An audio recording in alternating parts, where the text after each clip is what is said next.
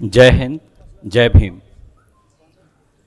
अध्यक्ष जी, अंबेडकर विचार मंच से प्रत्यक्ष या परोक्ष रूप से जुड़े हुए सभी लोग,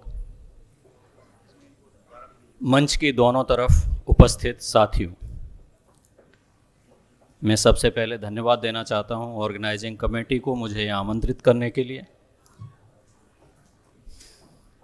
मैं अपने बातों के बीच में मुख्य तौर पर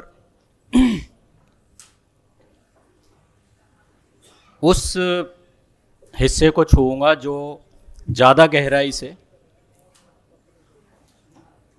जो मेरे काम से जुड़ा हुआ है और मेरे अनुभव से जुड़ा हुआ है, सीधे तौर पर पुलिस ऑफिसर के रूप में। और जो बात एडवोकेट महमूद प्राचा साहब कह रहे थे, मुझे इतना अच्छा लग रहा था ये सोच के कि आज तो मैं 53 साल का हूँ, लेकिन आज से 23.5 साल पहले भी, बिल्कुल जब जवान था, 29 साल का था और मेरा दूसरा जिला था पुलिस कप्तान के रूप में, तब भी मैं इस तरह से सोच पा रहा था। इस बात के लिए मैं खुद को बधाई दे सकता हूँ। तो वो किस्सा मैं यहाँ शेयर करना चाहूँगा महमूद साहब से और सभी लोगों से कि हुआ क्या था। ये सन 2000 की बात है। मैं एक जगह पे एसपी था, मैं दूसरा जिला था एसपी के रूप में। तो मैंने वहाँ का जो सबसे बड़ा एक हॉल था, टाउन हॉल, बहुत पहले से था, अंग्रेज़ों के ज़माने से, अच्छी खासी क्षमता थी, उसमें मैंने सभी को आमंत्रित किया, सिविल सोसाइटी को, सभी को, और उनके सुझाव बेबाकी से अपनी बातें मेरे सामने रखने के लिए कि मेरे पुलिस ऑफिसर्स जो मेरे साथी हैं, जूनियर कोलीग, जो उनकी सुरक्षा और कानून के पालन के लिए जिम्मेवार हैं, वहाँ कहीं कमियां और खामियां हैं तो उनसे मुझे बताने के लिए, जिससे मैं सुधार कर सकूं। तो मुझे याद है उसमें मैंने जो फ्रेज जो यूज़ किया था, उसका भावार्थ मानी मोटे तौर पर यही था जो प्राचा साहब आज 23 साल बाद 2023 में वो कह रहे थे। मैंने उनको कहा कि आप ये क्यों मान लेते हैं कि कोई पुलिस वाला जिसको जिम्मेवारी दी है संविधान ने, वो निहायत ही बहादुर और निहायत ही ईमानदार होगा। ये प्रिजम्पशन क्यों? इस धारणा और प्रिजम्पशन और अनुमान के पीछे कौन सी साइंस है?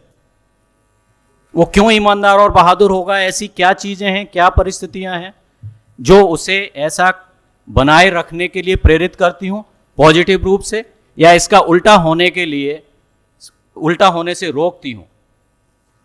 इसका कोई जवाब हमारे सिस्टम के पास नहीं है। मैंने कहा कि पुलिस ऑफिसर या दूसरे सभी नौकर हैं, सेवक हैं। उर्दू में उसे नौकर कहते हैं, हिंदी में सेवक कहते हैं, अंग्रेजी में सर्वेंट कहते हैं। तो ये आपकी खुशकिस्मती हो सकती है कि आपका नौकर, आपका सेवक, आपका सर्वेंट, वो किसी भी लेवल का हो, डोमेस्टिक हो या ऑफिस में हो, बहुत ही वफादार हो, बहुत ही कर्तव्यनिष्ठ, बहुत ही ड्यूटीफुल हो, बहुत ही ईमानदार हो।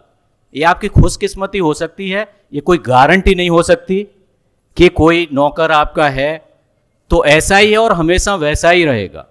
और निहायत ही वफादार, निहायत ही ड्यूटीफुल नौकर है, इसके बावजूद वो भी काम में, अगर उसके इंटेंशन खराब नहीं भी हो, बेईमान वो अगर नहीं भी हो जाए, तो भी काम में ढिलाई आ सकती है। बहुत ही कुदरती इंसानी फितरत है।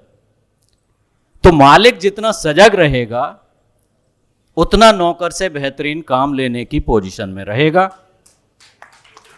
अन्यथा सावधानी हटी, दुर्घटना घटी।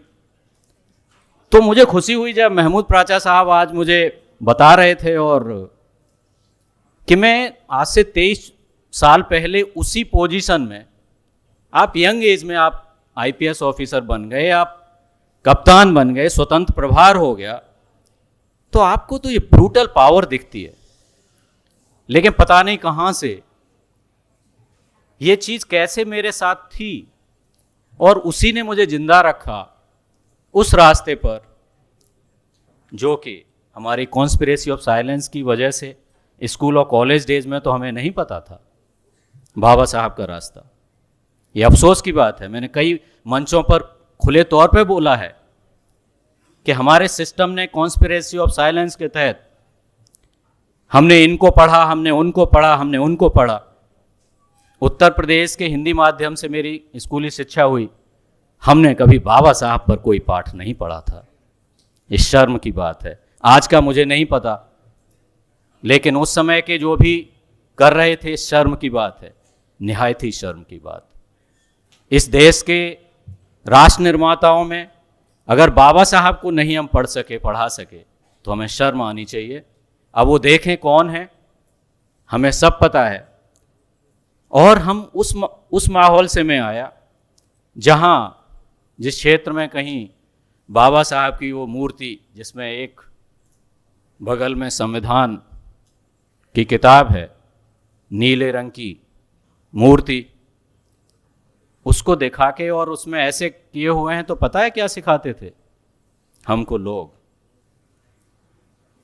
जो सो कॉल्ड ओबीसी हैं और जो सो कॉल्ड उनके भी ऊपर हैं, बाप हैं, सबका बाप हैं, वो लोग क्या बोलते थे? ब्रजवासी क्षेत्र से आता हूँ, ये अवधि क्षेत्र है, समझ में नहीं आएगा, लेकिन मैं मोटे तौर पे समझ में आ भी जाएगा। मैं ब्रजभाषा में ही बता देता हूँ एक लाइन।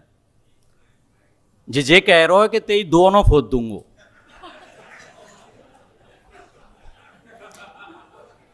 मतलब बाबा साहब के बारे में कि this gentleman is saying that तुम्हारी दोनों आंखें फोड़ दूंगा। दो उंगली, दो ही आंखें होती, तो इसीलिए दो उंगली दिखा रहे थे बाबा साहब। पॉलिटेक्निक कॉलेज मथुरा में पढ़ रहा था, डिप्लोमा कर रहा था सिविल इंजीनियरिंग से। वहाँ एक खास जाति जिसका उस इलाके में बहुत वर्चस्व है और एक दूसरी जाति जिसका और बड़े इलाके में वर्चस्व है, वो लोग आपस में बहस करते थे कि भद्दे तरीके से बाबा साहब के बारे में बोलते हुए कि उसको गोली हमारे पुरखे ने मारी थी। मतलब they are taking credit of assassinating Baba Saheb. ये कब की बात थी? ये 1989 की और 1986 के बीच की बात मैं बता रहा हूं। वैसे माहौल से हम आए, लेकिन कुछ चीजें ऐसी जो समझ में आ रही थी संवेदनशीलता के साथ कि व्हाट इज व्हाट, अन्याय क्या है, न्याय क्या है। तो मुझे लगता है वही चीज थी जिसकी वजह से आज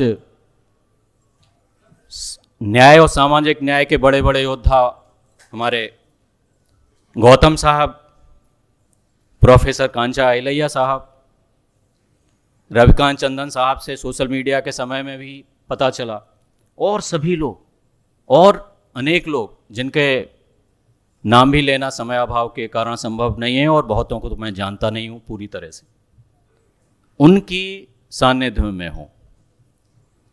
तो नौकर से बात चली थी, तो ये नौकर वाली बात मैंने स्पष्ट की। इसके बाद अब मैं उसी जो गहराई से जिस चीज़ से मैं जुड़ा हुआ हूँ, और बात हो रही थी, महबूब साहब ने पूछा कि वर्दी में या सादे में,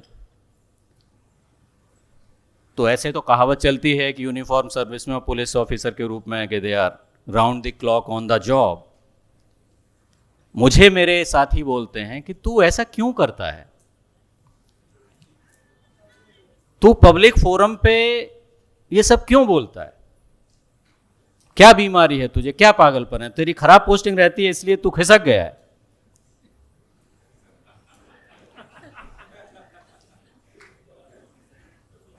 तो मैं कहता हूं कि भाई ऐसी कोई बात नहीं है, मैं अपने कहे हुए एक एक शब्द के लिए जिम्मेवार हूं हर संभव मंच पर, चाहे प्रशासनिक मंच हो या न्यायालय हो। मैं जिम्मेवारी से कहता हूं और मैं पद पर हूं, और मुझे विश्वास है कि मैं किसी भी चीज़ का उल्लंघन नहीं कर रहा, क्योंकि मैं समझता हूं कि अनुच्छेद 51A(H) की जो जिम्मेवारी, every citizen shall develop scientific temper, humanism, spirit of inquiry and reform, उस फंडामेंटल ड्यूटी का पालन मैं कर रहा हूं, और इस राइट को मैंने कहीं गिरवी नहीं रखा है कि मैं अपनी जुबान से सही बात बोल सकूं। तो अगर आप समझते हैं कि मैं ऑफिसर हूं तो मैं सही बात बोलने का मेरा अधिकार जब्त हो गया है, ऐसा नहीं है, ऐसा मैं नहीं मानता। अगर मेरे अंदर मैं गलत बात कहने से बचूं या गलती से, बेध्यानी से, असावधानी से गलत बात मेरे मुंह से निकल जाएगी तो मैं सॉरी सबसे पहले बोलूंगा, दिल से सॉरी, वो फर्जी सॉरी भी नहीं होगी। तो उस पहलू को मैं उस पर ज़्यादा बात करना चाहूँगा जिससे मैं सीधे तौर पर जुड़ा हुआ हूँ, जस्टिस। और जस्टिस कितना महत्वपूर्ण था बाबा साहब के लिए, और जस्टिस की बात किए बिना कोई भी डेमोक्रेसी का वर्तमान या भविष्य कितना अच्छा या बुरा हो सकता है, ये बहुत मुश्किल नहीं है समझना।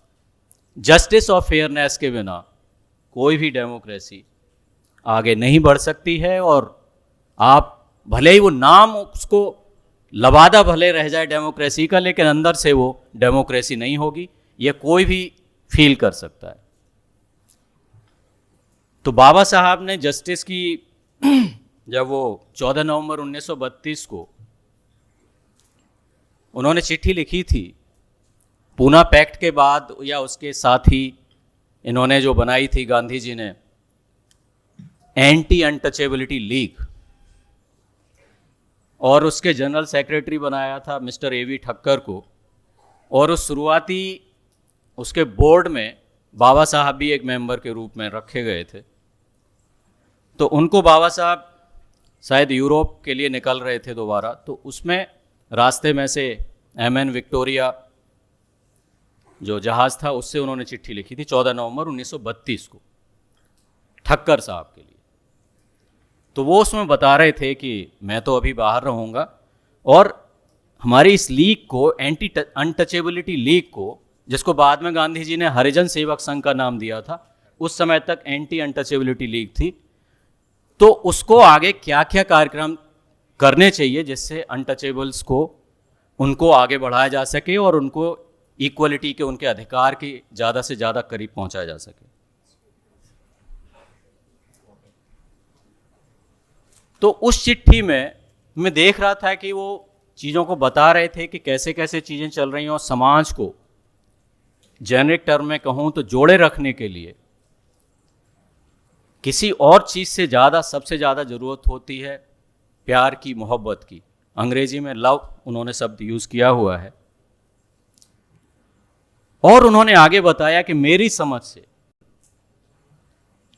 परिवार से बाहर अगर लव हो सकता है, मोहब्बत हो सकती है, प्यार हो सकता है, तो उसकी एकमात्र जरूरी चीज हो सकती है जस्टिस, वो है जस्टिस। और हालांकि सच तो ये है कि प्यार फैमिली जैसी बहुत ही क्लोज यूनिट में भी बिना जस्टिस के वो मोहब्बत बहुत लंबी वहां तक भी नहीं चल पाती। अब सोचिए बाबा साहब कितनी जरूरी और मजबूत बात कह रहे थे। परिवार से बाहर छोड़िए, ओबीसी, एससी और ये और वो तो हैं ही अलग, परिवार से बाहर कहीं भी अगर मोहब्बत की हम उम्मीद करते हैं, रखते हैं, तो हमें जस्टिस जस्टिस जस्टिस। और आगे उन्होंने कहा हुआ था, पहले कहा हुआ था, ये चीजें इसलिए जरूरी होंगी हमारे लिए करना। ये अलग बात है, बाबा साहब को लिखना पड़ा आगे जब वो लिख रहे थे, जो ये डॉक्यूमेंट हमारे सबके सामने पब्लिक डोमेन में आया, कि इन लोगों ने जो उनका आक्षेप था गांधी जी एंड कंपनी पर, कि इन लोगों ने उस पर काम करना तो दूर, इन्होंने एक्नॉलेज तक नहीं किया कि डॉक्टर अंबेडकर की ये चिट्ठी उन्हें मिली भी है। तो ये जस्टिस, और फिर उसके कुछ दशक बाद एक और कई भाषण में बाबा साहब बोल रहे थे कि हमारे लोगों को यानी अनटचेबल्स को पुलिस में और कोर्ट में न्याय नहीं मिलता। और बाबा साहब जब ये बोल रहे थे उस समय तक तो protection of civil rights act enact नहीं हुआ था। बाद में तो फिर 89 में schedule caste schedule tribe prevention of atrocities act भी रेज हुआ और 2016 26 जनवरी से उसको और मजबूत भी बनाया गया। उसके बाद भी एक ऐसे अधिकारी की हैसियत से, जो अभी की पोस्टिंग से पहले मुझे वो जिम्मेवारी थी, वो कमज़ोर सा ही पद माना जाता है, लोग वहाँ टाइम पास ही करते हैं, कोई अच्छा पद नहीं माना जाता है। लेकिन यहाँ तो उसको बोलते हैं, यहाँ तो डीजी रैंक के अधिकारी उस पर रहते हैं। स्पेशल इंक्वायरी नाम रखा हुआ है इस राज्य में, या क्या है, हमारे यहाँ बिहार में उसका नाम कमजोर वर्ग, सीआईडी का एक पद है, आईजी या एडीजी रैंक के अधिकारी होते हैं। कमजोर वर्ग सीआईडी में, कमजोर वर्ग में आते हैं schedule caste schedule tribe, minority, महिलाएं और बच्चे। तो उसका काम मैं देख रहा था, तब का मैं बताता हूँ। न्याय क्या मिल रहा है, बाबा साहब उस दौर में जो बात कर रहे थे, इतने कड़े कानून लाने के बावजूद भी आज भी न्याय नहीं मिल रहा है, उसका मैं बताता हूं संक्षेप में। और फिर उसका लार्जर जो बड़ा स्पेसिफिक इंस्टांस तो एक, और इसका बड़ा दायरा जो मुझे लगता है महमूद प्राचा साहब को भी सुन के आश्चर्य होगा कि अच्छा ऐसा हो रहा है, और ऐसा होता है तो शायद ये अपने स्तर से आगे कुछ करें, और हमारे जो लोग बैठे हैं उनमें से बहुत सारे जो कानून से जुड़े होंगे, लॉ प्रोफेशन से या जुडिशरी से, उस पर ध्यान देंगे। और मैं इन सब में फर्स्ट पार्टी हूँ, सीधा पार्टी के रूप में इन्वॉल्व हूँ। फर्स्ट पार्टी कहना उचित शायद ना हो, मतलब मैं एक एडमिनिस्ट्रेटर के रूप में, पुलिस ऑफिसर के रूप में मैं पार्टी हूँ सीधे, इसीलिए मैं पूरे भरोसे के साथ, पूरी जिम्मेवारी के साथ ये मामले आपके सामने रख रहा हूँ। तो हुआ ये कि 2021 की बात है, मेरे सामने मामला आया कि 2017 में एक्सीडेंटली ही वो मामला सामने आया कि 2017 में हमारे एक DSP, deputy superintendent of police, जो यहाँ फील्ड में तैनात होते हैं, तो यहाँ सीओ लोग बोलते हैं उत्तर प्रदेश में, सब डिविजनल पुलिस ऑफिसर रहते हैं, वहाँ वो गया जिले में एक अधिकारी, उन्होंने एक शेड्यूल कास्ट गरीब बच्ची 14 साल की, उसके साथ बलात्कार किया। इस नाम पे उसको बुलाया गया था कि अपनी पत्नी के पास पटना में हम उसको रखेंगे और वहीं शिक्षा दीक्षा का भी प्रबंध करेंगे, थोड़ा घर में मदद कर देगी काम में। और रात को घर पे रुकी, घर वाला भाई छोड़ के चला गया भरोसे पर, और बलात्कार किया। बाद में उसने वहाँ जाने के बाद, ये पत्नी जो थी वो अपने पति की आदतों से वाकिफ़ थी, तो उसकी हालात देखे तो पूछा, तो उसने गुड फेथ में शेयर किया। तो एक पुलिस ऑफिसर से उसने बात कराई और इसने ऑडियो रिकॉर्डिंग कर ली, जो सबूत मेरे सामने आया। इसके आधार पर मैंने, इसमें पॉक्सो भी रहेगा और SC/ST/PO एक्ट भी रहेगा, दोनों ही कानून बहुत ही मजबूत बने हुए हैं। मैंने फाइल बढ़ाई और इस चीज़ में सिंपल सा चीज़ मैंने लिखा था कि इस डीएसपी को सस्पेंड तुरंत किया जाए, जिससे कि ये जांच प्रभावित नहीं कर सके, और इस केस में FIR करने की मुझे इजाज़त दी जाए। इस फाइल पर हमारा सिस्टम 3 महीने बैठा रहा, और उस पे जो सही कानूनी निर्णय देने से पहले मेरे खिलाफ एक्यूज से पिटीशन ले ली गई और उस पर अलग से जांच शुरू कर दी गई। बड़े गंभीर आरोप हैं। क्या आरोप था? अनिल किशोर यादव पर उसने आरोप लगाया कि साहब मैं इनसे मिलने गया, इन्होंने मिलने से ये कहते हुए इनकार कर दिया, मैंने बाहर आवाज़ सुनी और मेरे बॉडीगार्ड ने भी सुनी, इन्होंने कह दिया इतने घटिया आदमी से मैं नहीं मिलूंगा। तो ये मुझे साजिशन जेल भिजवाना चाहते हैं, इनसे मुझे न्याय की उम्मीद रही है। इसमें जांच पहले शुरू हो गई कि भाई फलां को दे दी जाए। खैर, इन लोगों को मेरा रुख पता था कि नहीं, फिर ये हमारे लिए भी कष्टकारक हो सकता है। मैंने ऐसे बोलना शुरू कर दिया था कि सेक्शन 21 पॉक्सो एक्ट इतना है खतरनाक कि अगर किसी को भी जिम्मेवारी, उससे कोई बच नहीं सकता है। मैं तो पुलिस ऑफिसर, मेरा बॉस तो पुलिस ऑफिसर हैं, उनका तो काम ही वही है। आप आम आदमी भी, आपको अगर पता चले कि किसी बच्चे के साथ कोई ऐसी चीज़ है, सेक्सुअल हरेसमेंट हो रहा है, पॉक्सो एक्ट के अधीन जो चीज़ें आती हैं वो जुर्म हो रहा है या हो सकता है खतरे में है, तो इस चीज़ को अगर आप ड्यू फोरम पर, उचित मंच पर नहीं ले जाएंगे, तो आपको उस कानून की धारा 21 के तहत आप भी प्रोसिक्यूशन के भागी हो सकते हैं। तो ये बात ऐसे मौखिक में बोलना शुरू कर दिया, तो फिर उन लोगों को भी पता चला कि इसका पता नहीं, ये थोड़ा इसका दिमाग तो चलो छोड़ो, अब चांस नहीं लेना है, तो फिर वो परमिशन तो मिल गई। लेकिन वो केस हमने इन्वेस्टिगेट किया, चार्जशीट भी किया फरार दिखाते हुए, लेकिन वो बंदा कभी जेल नहीं जा सका। और हम बात करते हैं उस मामले में सेक्शन 376 सब सेक्शन 3 कहता है, आईपीसी का जो कवर करता है, उसकी वजह से सीआरपीसी में बिल्कुल प्रावधान है कि इसमें एंटिसिपेटरी बेल का धारा 438 सीआरपीसी एप्लीकेबल नहीं होगी, मेंटेनेबल नहीं होगी, जहां बच्ची जिस पर के साथ रेप हुआ है उसकी उम्र 16 साल से कम है, ये 14 साल की थी। और SC/ST prevention of atrocities act section 18 section 18A anticipatory bell होती ही नहीं है। फिर भी इनमें एक कोर्ट के बाद दूसरा कोर्ट, तीसरा कोर्ट, टॉप एपेक्स कोर्ट तक इंटरिम रिलीफ, एंटिसिपेटरी बेल की सुनवाई के क्रम में इंटरिम रिलीफ। ये सब क्या है? कानून का राज है। ये सब कहने सुनने की बातें हैं। वहां सब पुलिस अफसर है, हम पकड़ नहीं सके उस बंदे को, हम अरेस्ट नहीं कर पाए। तो हमारे पिताजी कह देंगे, कौन कौन पिताजी होता है, कौन दादा होता है, सब लोग समझते हैं। तो हम कहेंगे कि प्रोफेसर रविकांत टंडन को अभी अंदर करो, ज्यादा देर नहीं लगेगी। राणा की पुतली फिरी नहीं, तब तक चेतक मुड़ जाता था।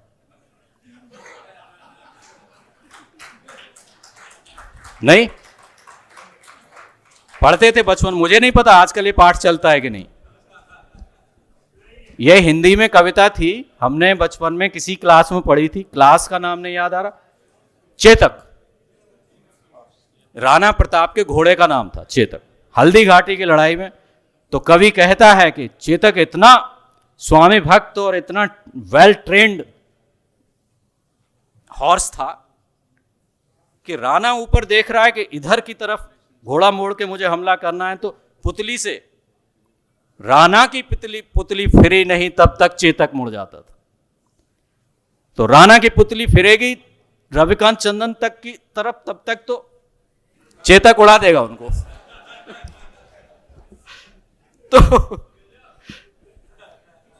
तो साहब ये है। तो बाबा साहब जो इतने तकलीफ से आज से कितनी साल पहले कह रहे थे, मुझे लगता है कि 1952 का चुनाव से पहले कहीं किसी भाषण का शायद था वो अंश जो मैं कह रहा था कि हमारे लोगों को पुलिस और कोर्ट न्याय नहीं देते। वो चीज आज 21वीं शताब्दी की 22वीं और 23वीं साल में भी पूरी लगभग सच है। ये तो रहे स्पेसिफिक। आप कह सकते हो कि स्पेसिफिक इंस्टेंसेस में भी there being a very powerful police officer and all. तो अब दूसरा मैं बताता हूं, इससे बड़ा, हजारों लोगों से, हजारों मामलों से संबंधित एक ही साथ बिहार राज्य में SC/ST एट्रोसिटीज एक्ट के केस लगभग 5000 औसतन सालाना दर्ज होते हैं। एक्चुअल तो ज़्यादा रहते होंगे, तो उस पर तो जाए मत। अभी हम जाएं कि वकील साहब हैं, हम हैं, जज साहब हैं, सब लोग बैठे हैं, आप हैं, कि भाई जो दर्ज हो गए उनमें क्या हुआ। एग्जैक्ट मैंने कितने उसमें अभियुक्त एवरेज चार्जशीट होते हैं मैंने देखा था, लगभग एक केस में 3 के लगभग एवरेज। तो अब समझिए, अब किस्सा क्या है कि साहब इतना तगड़ा एक्ट बना और उसको डाइल्यूट करने के लिए 2018 में एक बेंच ने उसको ख़त्म करने की साजिश की, लेकिन लोग जागे हुए थे, पूरी तरह सोए नहीं थे। तो अप्रैल 2018 में 2 अप्रैल को जो जागने का परिचय दिया गया, उसकी वजह से फिर चीज़ों में सुधार हुआ और वो Prithviraj Chauhan versus Union of India मामले में भी अपहेल्ड हो गया, उसकी रिवीजन पिटीशन में भी अपहेल्ड हो गया, वो सारी चीज़ें हो गई। उसके बाद भी बिहार में 41 CRPC का हवाला देते हुए 7 साल या उससे कम सजा वाले SC/ST एट्रोसिटीज के क्राइम बिना जमानत की, मजबूरी के, बिना अरेस्ट किए, बिना कुर्की जब्ती ऐसे ही खत्म कर दिया जाए, चार्जशीट। और अफसोस की बात यह है, मैं बोलता हूं, मैं मूर्ति पूजक नहीं हूं, फिर भी बाबा साहब की मूर्ति के अनावरण वाले कार्यक्रम में मैं जाता हूं, मुझे इनवाइट किया जाता है तो, हालांकि पहले ही क्लियर कर देता हूं कि असली चीज मूर्ति नहीं है, असली चीज विचार है। तो इतने सारे कार्यक्रमों, और गौतम साहब कहते हैं कि हमारे हजारों संगठन है, बिहार में बहुत भारी आबादी है, शेड्यूल कास्ट की ज़्यादा है, एसटी की तो बहुत कम है, और तुलनात्मक रूप से एसटी से ज़्यादा शेड्यूल कास्ट लोग जागरूक हुए हैं बाबा साहब के विचारों में इन जनरल। लेकिन अफसोस की बात है कि किसी ने कोई पीआईएल या कोई चीज़ कहीं कभी नहीं की इस मुद्दे को लेकर कि साहब बिहार में ये कानून का घोर उल्लंघन कैसे हो रहा है। गौतम साहब कह रहे हैं कि पूरी इंडिया में हो रहा है, हालांकि मैं इससे सहमत नहीं हूं, क्योंकि मैं कई राज्यों में पुलिस ऑब्जर्वर के रूप में गया हूं। चूंकि मैंने इस पर काम किया था तो इस स्पेसिफिक सवाल को मैं वहां रखता था, तो कुछ राज्यों में वैसा नहीं हो रहा है। लेकिन गौतम साहब की बात से मैं समझ सकता हूं कि नॉर्थ इंडिया में, जिसको नीरज भाई पटेल, आपका शब्द फ्रेज इनकी परमिशन से यूज कर लेता हूं, इसको ये प्यार से मोहब्बत से गोबर पट्टी कहते हैं, वहां तो पूरा हो रहा है। तो उसको मैंने टेकअप किया गौतम साहब, मैंने उसमें अपने दम पर, मुझे पता था, पहले भी मैं प्रयास कर चुका था कि ये जो हमारा ऊपर का सिस्टम है वो मुझे ऑब्लाइज नहीं करेंगे कि मेरे इस चिट्ठी को थ्रू करें, तो मैंने अपने जोखिम पर, अपने रिस्क पर मैंने एक सर्कुलर जारी किया। उसमें मैंने साफ कर दिया कि आप ठोक बजा के देख लो कि कोई निर्दोष नहीं फंस रहा है, लेकिन एक बार अगर दोषारोपण सत्य है तो गिरफ्तारी या 82, 83 के ड्यू प्रोसेस के बिना केस खत्म नहीं करोगे। तो उसके बाद कुछ लोग जो मेरा सरनेम शेयर करते थे वो मेरे पास आए, उन्होंने कहा साहब आपने इतना टाइट कर दिया इस कानून को, इसमें सबसे ज़्यादा तो अपने लोग प्रभावित होते हैं। तो मैंने कहा मेरे लोग वो हैं जिनके साथ अन्याय होता है, मेरे लोग वो नहीं होते हैं जो अन्याय करते हैं। आप गलत जगह आ गए, आप उन लोगों को समझाइए, सिखाइए कि वो आज अपने आचरण में सुधार करें और समझें कि आदमी आदमी बराबर है और अत्याचार करने से बाज आए। तो वो जो आदेश है, संयोगवश अभी तक लोगों ने फिर उसको उलटने की कोशिश की उस सर्कुलर को, फिर मैंने, इतने से कुछ नहीं होता, कानून रद्दी के टोकरे में पड़ा रहता है, जजमेंट पड़े रहते हैं, मुझे पता था। फिर मैंने पूरे बिहार में जाके हर रेंज में, मैंने दिन भर का 10 बजे से शुरू करता था, शाम भी हो जाती थी, 6 भी बज जाते थे कई बार, पूरा वर्कशॉप आयोजित कराए जिसमें सारे पुलिस ऑफिसर, इंस्पेक्टर से लेके रेंज आईजी तक, उनको बैठ के अपने क्वेरीज हैं मुझसे बात करो, कानूनी नुक्ते, उसमें प्रोसिक्यूटर्स भी रहते थे, स्पेशल पीपी होते हैं ना इस एक्ट के लिए, वो भी रहते थे, बताओ मुझसे बहस करो। और उसके बाद फिर कोई स्पेशल जज फिर तुमको कहे कि 41 का क्यों नहीं दिया, यहां क्यों ले आया, तो उसके खिलाफ रिपोर्ट करो। अगर वो ऑर्डर भी पारित लिखित कर देगा तो उसके खिलाफ हम अपील में जाएंगे। ऑनरेबल हाई कोर्ट भी उसके उस स्पेशल जज वाले को ही सही मानेगा तो हम ऑनरेबल सुप्रीम कोर्ट भी जाएंगे।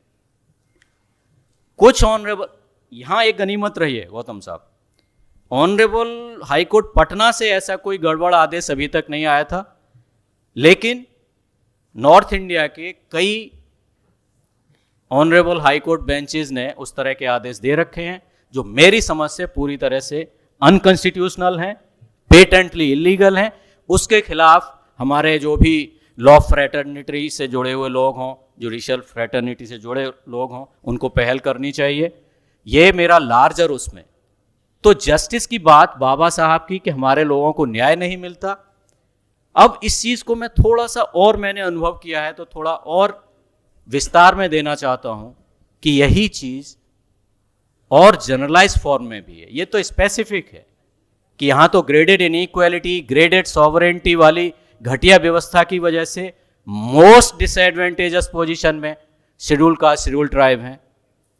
लेकिन इसी तरह से रिलेटिव टर्म में ये हमारी न्याय व्यवस्था की और हमारे लोकतंत्र की सबसे कमजोर नस है, ये एक्यूलिस हील है। जस्टिस डिलीवरी सिस्टम का फेलियर।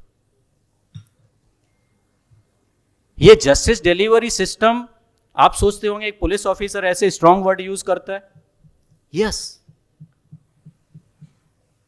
मुझे बेहद तकलीफ है।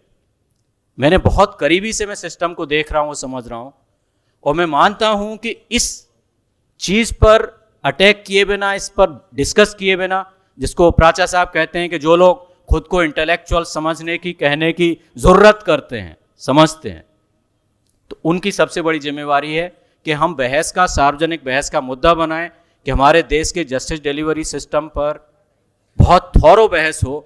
और मेरे हिसाब से, मैं ये उस जमाने से ही, जब मैं यंग एसपी था तभी से बात फोरम पे कह रहा हूँ, मेरे हिसाब से ये नामों में कुछ धारा जोड़ना, घटाना, सजा बढ़ा देना, नॉन बेलेबिलिटी, बेलेबिलिटी, इतना सा मसला नहीं है। सब्सटेंटिव लॉ पर, पीनल प्रोविजन पर मुझे कोई मसला नहीं, उस पर ज़्यादा नहीं। मेरे हिसाब से सज़ा 10 साल हो या 7 साल हो, ये उतना ज़्यादा महत्वपूर्ण नहीं है। मेरे हिसाब से सबसे ज़्यादा महत्वपूर्ण ये है कि एक ट्रांसपेरेंट और एफिशिएंट तरीके से समय रहते दोषी दोषी दिखाई दे जाए और निर्दोष निर्दोष दिखाई दे जाए, ये बेहद ज़रूरी है। इसीलिए मेरे पास, मुझसे कोई बहस करे, जूरिस्ट हो, मैं किसी से भी डिबेट के लिए तैयार हूँ, किसी भी बड़े से बड़े, किसी भी स्टेक होल्डर से जो लॉ के बारे में बात करना चाहता हो। मेरा सवाल 2 ही 3 चीज़ों से। पीनल प्रोविजन से मुझे माथापच्ची करने की कोई ज़रूरत ही कभी नहीं महसूस होती। अगर आप एकदम ह्यूमनिस्ट हो, आप चाहते हो कैपिटल पनिशमेंट नहीं होना चाहिए, सो बी इट। अगर आप स्ट्रिक्ट ऐसा चाहते हो, नहीं कैपिटल पनिशमेंट इंडियन ऑफेंस के लिए होना चाहिए, so be it. That is not as important an issue as कि साहब लोग क्राइम भी कर रहे हैं और नंगा नाच भी कर रहे हैं,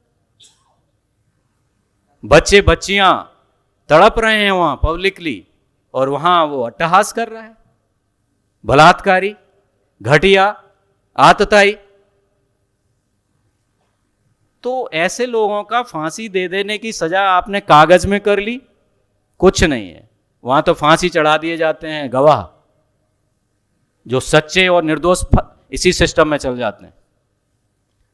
तो मैं गौतम साहब के बड़े सीनियर साथी रहे हुए हैं, वो बहुत जमाने शुरुआती उन्होंने जहाँ से कैरियर की कर रहे थे, उस समय जो बात आई थी लोकपाल वाली, तो मैं बोलता था कि साहब, मैं शायद आपको ओरिजिनल लगे ये मेरी जो मेटाफर कहिए, या कि मैं ऐसे पसंद करता हूं कि भाई ये जो जस्टिस डिलीवरी सिस्टम है, ये किसी भी लिविंग ऑर्गेनिज्म का इम्यूनिटी सिस्टम है। इम्यूनिटी सिस्टम से मैं तुलना करना पसंद करता हूं। इम्यूनिटी सिस्टम दवा इसी पर लॉन्च करती है। अब अगर हमें हुआ है एड्स, जो कि मैं मानता हूं कि इंडियन सिस्टम को, इंडियन सोसाइटी को जस्टिस डिलीवरी सिस्टम है इम्यूनिटी, उसका फेलियर, मैं कहता हूं कि ये एड्स है, इम्यूनोडेफिशिएंसी सिंड्रोम। इम्यूनिटी की डेफिशिएंसी हो रही है, आप हैवी एंटीबायोटिक दे रहे हो। जो गौतम सर के साथी वो तजवीज़ करते थे, हैवी एंटीबायोटिक वो नहीं है। असली चीज़ तो इम्यूनिटी सिस्टम को बहाल करना। तो मैं कहता हूं जस्टिस डिलीवरी सिस्टम पे रेडिकल, अब वही लोग, उन्होंने तजवीज़ किया था कुछ कि भाई फलाना की तस्वीर होनी चाहिए फलाना पे, तो हमारी अर्थव्यवस्था बहुत जोरदार आगे बढ़ेगी। तो ये हैं हम, बहुत महान प्रतिभाशाली IITian, महान प्रतिभाशाली, सिविल सर्विसेज एग्जाम को टॉप रैंक में क्वालिफाई करने वाले हम लोग हैं। तो ये क्यों सड़ांध हो रही है भाई? क्योंकि ब्लैक को ब्लैक और व्हाइट को व्हाइट कहने वाली व्यवस्था फेल कर गई है।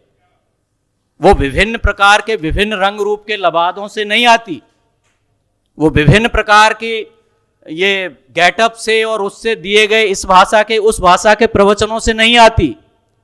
वो चीज आती है जो बच्चा जन्म से लेकर सीनियर होता है तब तक जो देख रहा है उसके सबकॉन्शियस माइंड में जाती है कि मेरे समाज में चल क्या रहा है, क्या वास्तव में एक अत्याचारी और अपराधी को सजा मेरा समाज और मेरे सब लोग सिस्टम दे रहा है, या ये दोगलेपन का समाज है। दोगलेपन का आलम यह है कि एक यंग एसपी, बात वहीं से टाउन हॉल वाली बात, जब मैंने कहा कि नौकर को आप ये कैसे समझ लेते हैं कि बहुत ईमानदार और वफादार होगा, वर्दीधारी सारे ईमानदार और बहादुर और वफादार होंगे, तो अगले दिन के अखबार में क्या छपा? ये किसी अखबार में नहीं छपा था कि ये यंग एसपी इतना बेबाक है, जो सच्चाई को इतना बेबाकी से एक्सेप्ट भी करता है और फिर उसको सहयोग और स्थिति को सुधारने की बात करता है।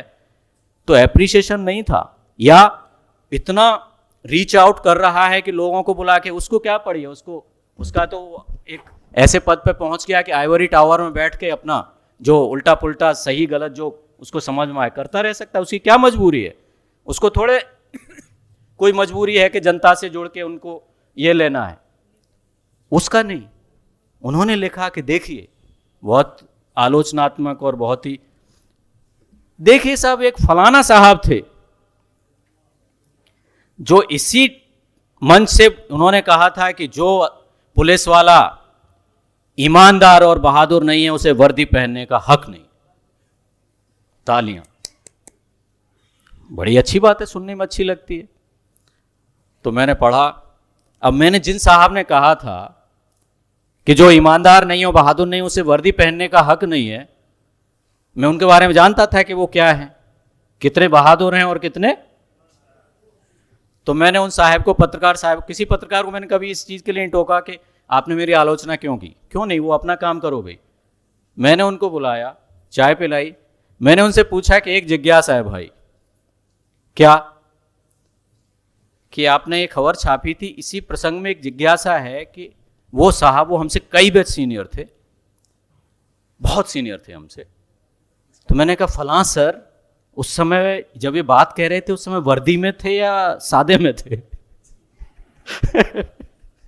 हालांकि इस बात से कोई अंतर नहीं पड़ता, क्योंकि वर्दी पहनने का मतलब नौकरी में ही नहीं रहने का हक है, लेकिन हमने उसी के हिसाब से पूछा। बोला सर क्या बात करते हैं, साहब को वर्दी, उनके बदन पे इतने हैंडसम आदमी, इतनी फवती थी, वर्दी में थे। थैंक यू वेरी मच, मुझे जवाब मिल गया। तो ये दोगलापन, ये पाखंड कि मैं सबसे बड़ा बेईमान और सबसे बड़ा कायर हूं, उसके बाद भी मैं कहूं मंच से कि जिसको ये नहीं है, ये नहीं है, उसे वर्दी पहनने का हक नहीं है, और वर्दी बड़े शौक से जचती है मुझे, मैं पहन रहा हूं, तो इस बात का कोई अर्थ नहीं है। तो ये पाखंड से हमको दूर हटाने के लिए जो जस्टिस डिलीवरी सिस्टम को ज़्यादा एफिशिएंट, ज़्यादा ट्रांसपेरेंट बनाने वाली जो बुनियाद है, उस पर हमें साथ में काम करते रहना होगा, डेमोक्रेसी की सलामती के लिए, डेमोक्रेसी के सेहत के लिए। बाकी और वक्ताओं की अपनी अपनी फील्ड से जुड़ी हुई अपनी अपनी जो चीज़ें हैं वो सब कमोवेश सही हैं और उन पर समाज को हमेशा आगे बढ़ाने की बात करने की ज़रूरत है। लेकिन मेरी निजी गुजारिश है कि जस्टिस डिलीवरी सिस्टम पर भी इंटेलेक्चुअल होने की ज़रूरत करने वाले लोग ज़्यादा से ज़्यादा इसे पब्लिक बहस का हिस्सा बनाएं कि ये हमें एड्स हुआ है तो एड्स पे बात करना भी बहुत अर्जेंट इशू हो सकता है। अन्यथा बाकी और चीज़, हमारी अच्छी अच्छी दवाएं, अच्छे अच्छे एंटीबायोटिक्स भी, इवन मुझे तो संदेह है कि सेपरेट इलेक्टोरेट वाली जो वो दवा है वो भी उतना काम नहीं कर पाएगी अगर असली चीज़ को नहीं करेंगे। क्योंकि जो बुनियाद है समाज को जोड़ने की, प्यार और मोहब्बत, बाबा साहब के शब्दों में जो था कि वो परिवार से बाहर, और हम सब जानते हैं अनुभव से अब इस दौर में कि यहाँ तक कि परिवार के अंदर भी प्यार और मोहब्बत को देने की गारंटी सिर्फ जस्टिस के माध्यम से हो सकती है। वो चाहे सोशल जस्टिस हो या लीगल जस्टिस हो, और सोशल जस्टिस से जुड़ी हुई जो पॉलिसी भी बनाई जाएंगी वो प्रॉपर लीगल फ्रेमवर्क और लीगल जस्टिस के माध्यम से ही ज़मीन पर उतारी जाएंगी। इसलिए इसे सार्वजनिक बहस का मुद्दा बनाया जाए, ये हमारे डेमोक्रेसी के भविष्य के लिए, उसकी सेहत के लिए निहायत ही ज़रूरी है। Thank you. जय हिंद, जय Bhim. Yeah, thank you Anil Kishore Yadav for your nice words. It's been really nice to hear you, sir.